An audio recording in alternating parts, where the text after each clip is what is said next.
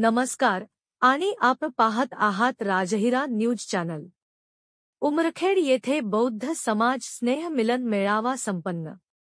उमरखेड येथे शनिवार दिनांक 3 ऑगस्ट 2024 रोजी हनुमान वार्ड येथे साहेबराव कांबळे युवा फोर्स उमरखेड व महागाव तालुका आयोजित बौद्ध समाज स्नेहमिलन मेळावा संपन्न झाला। या कार्यक्रमाचे अध्यक्षस्थानी सामाजिक कार्यकर्ते उमरखेड महागाव विधानसभेचे भावी आमदार साहेबराव कांबळे साहेब हे होते, तर प्रमुख पाहुणे म्हणून महेंद्र कावळे साहेब, प्राध्यापक अनिल काळबांडे, वीरेंद्र खंदारे, भारत राऊत, चिमणाजी काळबांडे हे होते, तर मान्यवरांच्या हस्ते डॉक्टर बाबासाहेब आंबेडकर व गौतम बुद्ध यांच्या प्रतिमेचे पूजन करून मान्यवरांचे स्वागत करण्यात आले। या कार्यक्रमाचे आयोजक राहुल काळबांडे, पंकज गायकवाड, लक्ष्मण भाऊ धुळे, रितेश रोकडे, राम बहादुरे, श्याम तायडे, दिनेश गायकवाड हे होते। या कार्यक्रमाला शेकडो तळागाळातील समाज बांधव उपस्थित होते। मान्यवरांनी साहेबराव कांबळे यांच्याबद्दल माहिती दिली। आपला समाज एका छताखाली आला पाहिजे, यासाठी मी अहोरात्र प्रयत्न करणार आणि माझा समाज सुधारला पाहिजे। आपण समाजासाठी काहीतरी केले पाहिजे, यासाठी मैदानात उतरलो आहे। जे सत्ताधाऱ्यांनी 10 वर्षात केले नाही ते साहेबराव कांबळे यांनी अतिशय कमी दिवसात केले।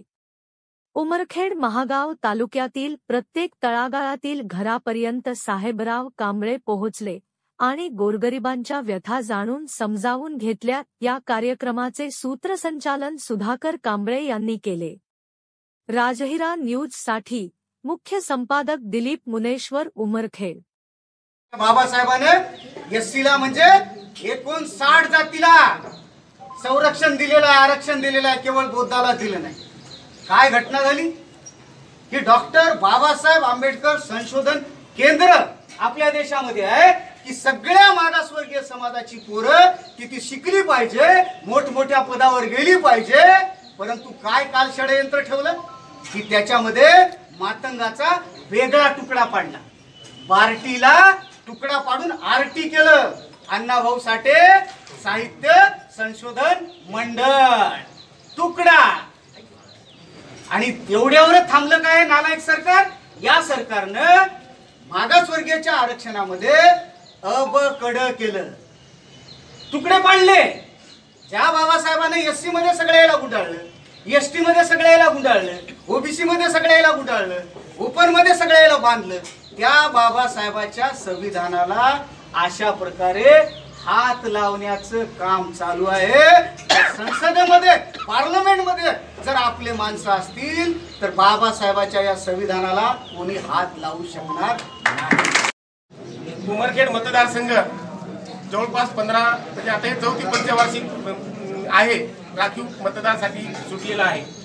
राजकारणाच्या बाबतीत मला तेवढा जास्त अभ्यास नाही। त्याच्यापूर्वी मी जिल्हा परिषदला मुख्याध्यापक होतो, 1 वर्षापूर्वी रिटायर झालो आणि योगा म्हणा किंवा माझं सामाजिक कार्य म्हणा, मी शिक्षक असताना शिक्षक संघटनेचा अध्यक्ष होतो, बरेचसे पद भूषवले। एवढा काम करायचा, एवढा चांगला होतो माणूस की जे माणूस 12 वाजता जिल्हा परिषदनं सस्पेंड केला, तो माणूस मी 3 वाजता त्या सभागृहात कामावर आणून दाखवला। त्या कार्याची पावती घेऊन मला उपकारानं आलं नाही। काही लोक सांगतात की माझ्या उपकारानं आलेला आहे म्हणून हे इथं तुम्हाला क्लिअर करतो। आणि हे पद मला दिल्लीवरून मिळालेलं आहे। वेणुगोपाल नावाचे जे आमचे प्रमुख आहेत त्यांच्या सही नाही, त्याच्याने माणसं आल्या राजकारण बोलू। आता देवानंदाला कुठून आला, तिकडं सुंदरनी भोश्याचे सरपंच कुठं आलेत, आपलं लास्ट गाव आहे, तुम्हाला माहित नसेल, 10 वेळेस गेलो होतो। लास्ट गाव आहे आपल्या मतदारसंघातलं, तिथून आले, किती लांबून लांबून आले, आमनीहून आले, ते लास्टच गाव आहे आपल्या याच्यातलं। हे बांबरखेडा किती कुठून कुठून लोक आलेत आपल्यावर। फक्त तुम्ही प्रेम करणारे माणसं आहात, तुम्ही विकासावर काम करणारे माणसं आहात, तुम्ही माणसावर प्रेम करणारे आहात, तुम्ही बाबासाहेबांच्या विचारावर प्रेम करणारे माणसं आहात। तेव्हा माझी विनंती आहे, तुम्ही आता याच्यानंतर भावुक होऊ नका। भावुक झाले की तुमचा गेम बिघडला आणि तुम्हाला भावुक करण्याचं वेगवेगळ्या पद्धती वेगवेगळ्या माणसाकडे या। फक्त तुम्ही भावुक होऊ नका। बापू भावुक झालते म्हणजे तुम्हाला काय माहित आहे म्हणजे कांबळे साहेब, तुम्ही शिकले, मोठे झाले, शहाणे झाले, प्रकाश आंबेडकर म्हणजे बाळासाहेब आपल्या बाबासाहेबाचं रक्त आहे. बिंदू ते रक्त आहे तर मी रक्तच आहे ना बापू. नाही म्हणले आता काही जरी झालं एकदा जागा दाखवायची समाजाची ताकद दाखवायची म्हणजे बापून आकडा 1,61,000 नेला. बापू महाविकास आघाडीचा उमेदवार पडता पडता वाचला. लपड जमते की ते म्हणजे हो बुवा डोळे उघडले म्हणले काही खरं नाही त्याचं. संविधान बदलायच्या नादी लागले होते म्हणजे ते लोक. आणि बापू आता तर एबीसीडी निघली सर. जर 400 पार झालं असतं तर बापू आपल्याला 17 वर बसावं लागलं असतं. एबीसीडी नाही ना EFGH नाही, संविधान बदललं असतं. हे त्रिकालाबाधित सत्य आहे.